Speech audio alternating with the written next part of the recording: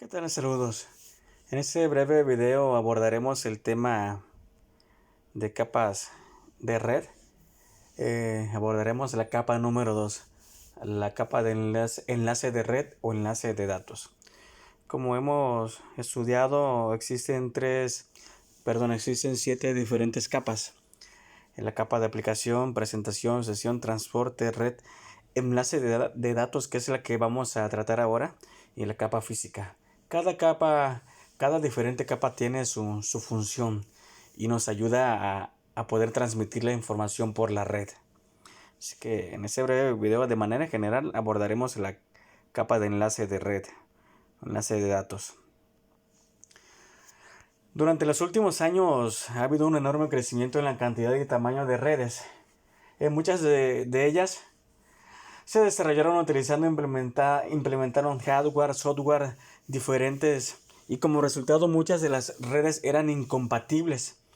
Se volvió muy difícil para las redes que utilizaban especificaciones distintas poder comunicarse. Era muy difícil que todas las redes tuvieran, como no había un lenguaje universal entre ellas, era muy difícil que pudieran comunicarse si tenían diferentes protocolos, diferentes normas para comunicarse. Así que en 1984 se establece una norma, se hace un lenguaje universal para las redes y surge OSI.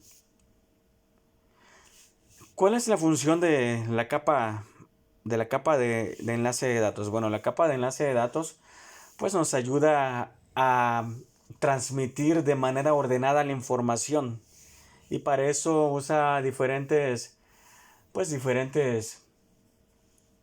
atributos que tiene. Uno de los principales es que segmenta la información, hace que la información se segmente. Esa es una de sus funciones, segmentar la información. Igual corrige los errores, hace que no haya tanto errores en la comunicación. Tenemos un ejemplo claro para entender las capas de red.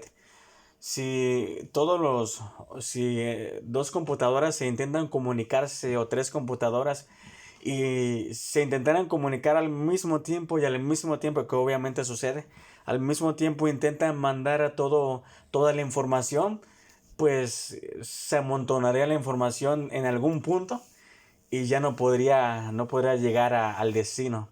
Entonces esa capa nos ayuda a eso, nos ayuda a que pueda transitar de manera ordenada y de manera eficiente la información, que pueda llegar a destino. Una manera de poder entender esa capa es haciéndonos estas 4 preguntas. ¿Qué fluye? ¿Cuáles son las diferentes formas de flujo? ¿Qué reglas se usa para ese flujo? ¿Y dónde se produce el flujo? Un ejemplo cotidiano lo tenemos en la manera en que nosotros interactuamos con otras personas. Podemos aplicar esas 4 preguntas. Lo primero que tenemos que determinar si yo intento comunicarme con una persona es qué tipo de información, cuál va a ser el flujo de información que voy a tener con esa persona. Y existen diversas maneras de expresar la información. Por ejemplo, si nosotros realizamos una junta de trabajo, podemos realizarla por diferentes medios, podemos realizarla físicamente, podemos tener una videoconferencia, o podemos hacerla vía telefónica. Hay muchas maneras en que podemos transmitir la información. ¿Qué reglas se usan para ese flujo? O sea, si vamos a tener una junta de trabajo, no podemos, obviamente tenemos que usar un lenguaje formal. Si vamos a tener una junta de negocios, es otro diferente tipo de reglas de comunicación, lo que conocemos como protocolo. ¿Dónde se produce el flujo? Bueno, estas 4 preguntas nos ayudan. Ese ejemplo tan cotidiano nos puede ayudar a entender cuál es la función de esa capa.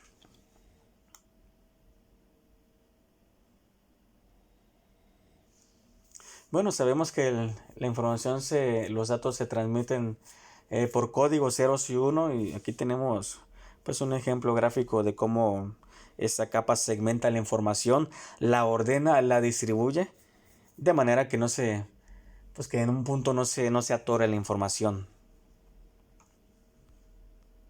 Los medios, ¿cuáles son los medios que se usan en las capas de redes? Bueno, tenemos diferentes medios para transmitir la información.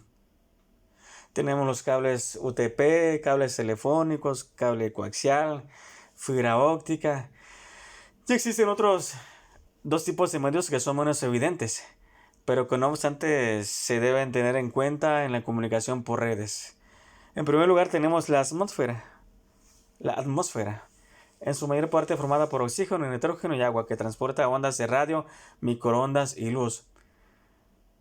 La comunicación sin ningún tipo de alambres o cables se denomina inalámbrica. Es una manera, esos son los medios de cómo las capas de redes transmiten la información. O sea, esa es la manera física. Los protocolos. Para que nosotros podamos entender qué es un protocolo de red, podemos usar algunos ejemplos. Un ejemplo, en el Congreso de Estados Unidos hace algún tiempo se determinó que debería de establecerse un orden para que los senadores y los diputados hablaran.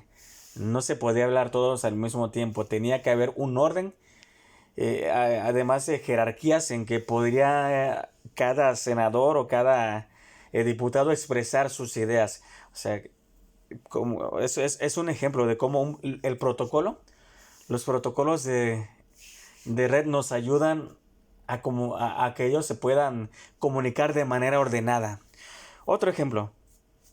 Tenemos otro ejemplo bien cotidiano. Cuando estamos conduciendo, cuando estamos manejando, pues podemos usar las direccionales, por ejemplo. Si no hubieran esas reglas que tenemos que usar direccionales, pues sería un caos totalmente. No hay, ese es un ejemplo, otro ejemplo de protocolo. Otro ejemplo. Cuando nosotros contestamos el teléfono y alguien dice hola, entonces la persona que realiza la llamada también tiene que decir hola. Habla fulano de tal y así sucesivamente. Bueno, una definición técnica de un protocolo de comunicación de datos es un conjunto de normas o un acuerdo que determina el formato y la transmisión de datos. La capa N de un computador se comunica con la capa N de otro computador. Las normas y convenciones que se utilizan en esta comunicación se denominan colectivamente protocolo de la capa N. A través del tiempo las normas han ido evolucionando, pero en general en resumen, esa es la capa de red. Nos ayuda a ordenar la información, a que pueda transmitirse de manera ordenada. Usa protocolos, establece reglas de cómo se va a transmitir esa información. También puede diferenciar, puede hacer jerarquías de la información, corrige los errores en esa información y en general esas son las funciones de la capa de red. Hasta luego.